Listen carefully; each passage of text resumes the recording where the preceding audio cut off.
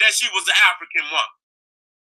Now, but we're going to talk about also that tropical man is never white. So when you look at this recreation, or it's not even this is a white woman at the time of the Greeks in Egypt, okay? And you can see clearly that she was a white woman. Clearly that she was a white woman. Okay, she painted herself white. Okay? So if the Egyptians wanted to paint themselves white, they clearly would have done that. And they did not do that. So there are depictions of European people in Africa. So it's no need for you to recreate African people in the image of white people, because if there was images of white people in Egypt, that's clear. And if that the Egyptians were white, it would have been easy for them to paint themselves white, just like this white woman did. They did not do that, okay, because they were African people.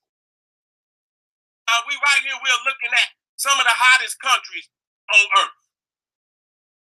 Okay? Libya, Saudi Arabia, Iraq, Algeria, Iran, Oman, Sudan, India, Somalia, Mexico. And usually when you look at when white people go into these areas, they get skin cancer at high rates. Okay? Let me go into this. This is coming from, what magazine was this? If this was Forbes, I think it was Forbes. Now we're talking about the highest incidence of skin cancer. Okay?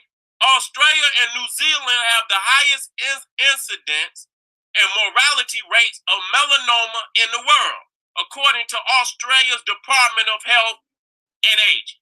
In these two countries, the risk of developing melanoma before the age of 75 is 1 in 24 for males and 1 in 34 for females. I must stress that this is the European population that have moved south of Europe into lands that do not belong to them, that are not indigenous to their population, that are in tropical regions, which is toxic for the European skin. That's facts. That's facts. So the question becomes, how could a white Nefertiti and a white Tut live in Egypt, or a white Egyptian population live in Egypt for all of their life and not develop skin cancer? Is there any evidence of skin cancer in ancient Egypt? I ask any European historian to present the facts, because it's obvious when you move up out of Europe and they even getting skin cancer at high rate in Europe, because now the country with the highest mortality rate in 2016 was Denmark. Damn, Denmark. We talking about Northern Europe. So that's the country with the highest rate of skin cancer in 2016. Listen, the blame game. Now this is coming out of Forbes. Okay, this is not coming from SETI. This is not coming from any wild out African, historian. This is coming from Forbes magazine. Australians and Kiwis which are from New Zealand, battle skin cancer today, battling skin cancer today, have their fair British and European ancestors to blame, in part, according to experts. Okay, not SETI, okay, not Dr. Ben or Dr. Clark. We're talking about white experts. They're blaming their European ancestors. It says migration patterns over the past few hundred years have created a scenario in which most people's skin pigmentation are no longer suited to their environment. As in the case with the Australian and New Zealanders, ancestors coming in large part from the British Isles. Fair-skinned populations that have migrated to these areas with high ambivalent levels of solar ultraviolet radiation have experienced a jump in the incidence of both melanoma and non-melanoma skin cancer. Okay? Likewise, even when the migration is short-lived, it can have an impact. Countless fair presidents of Northern European countries regularly holiday in sunny locales, such as the south of France, and have a tendency to let their guard down. A clinical instruction, in other words, they bask in the sun rather than take steps to protect themselves from it.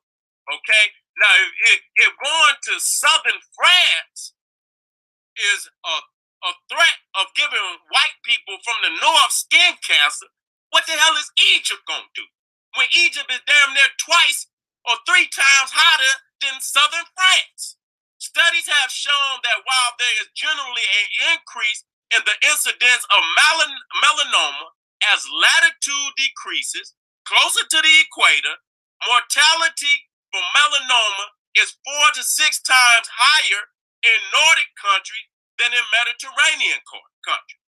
Given that melanoma is believed to be related to intermediate intense sun exposure, especially for those who have bare, light-skinned Northern Europeans who vacation in the sun are putting themselves at high risk. Okay? So we ran that right there again. We're dealing with science. We're not dealing with racism. So at the basis of what we're talking about is not hate. We're dealing with scientific fact that if a European move into the tropical regions, that it is highly likely that they're going to get skin cancer. So how is it that they got an all-white Egypt, okay, with no evidence of skin cancer? Okay, it would be skin cancer. That population would have died out. Period. That if Egypt was all white, that population would have died out living in Egypt. It could not have survived. So that right there show you that they are not indigenous to the continent of Africa and could not have remained in Egypt for no length of period of time without contracting skin cancer. So you mean to tell me it was Europeans pulling all them heavy blocks on the pyramid in the sun like that? Is you ridiculous? Okay then. We getting down today, baby. We're looking right here at, to the left, we're looking at the matriarch of the 18th dynasty, who is Amos Nefertari. This is Tutankhamun's great-grandmother to the 7th generation. This is his great-grandmother to the 7th generation. And to the right is Nefertiti II, which is the wife of Ramesses II. And there was a reason why she chose the name Nefertiti, because she was also Nubian from the Sudan, just as the matriarch of the 18th dynasty, Amos Nefertari. So you should look up both Amos Nefertari, and you should look up Nefertari II, the wife of Ramesses. And you have over 3, which she ruled in the 19th dynasty. And I should clear myself up and tell you that these were empresses, that they were not just queens, that they were empresses, because they also had control over colonies in Europe and in Asia. Okay? Took on both pure Nubian, took on all the divine attributes of the great Amos Nefertari. The divine name of Nefertari means the most beautiful. Okay? And they both worship Amen and Mut, the vulture goddess, which are southern deities that come up out of Nubia.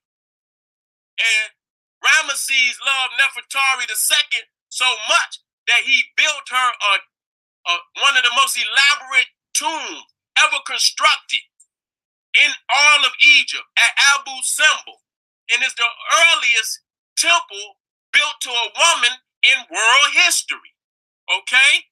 Up into the Taj Mahal, there is not one structure on the planet dedicated to a woman as grand and as monumental as the temple of Nefertari II at Abu Simbel. And if you look at the The feathers in the top of her headdress, those are Ethiopian ostrich feathers.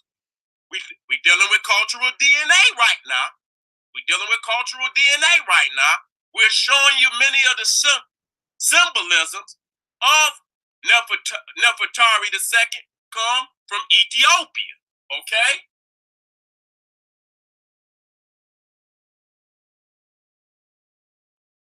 The temple right here is facing Nubia in honor of the Nubian nation. Okay, her father was the king of Nubia. Okay, her father was the king of Nubia. And so, in honor of the king of Nubia, and the honor of the people of Nubia, Ramesses II built these temples facing Nubia. They are looking towards Nubia. So the people can come down and honor the fact that the daughter of the king of Nubia is not empress of the nation of Egypt. Okay?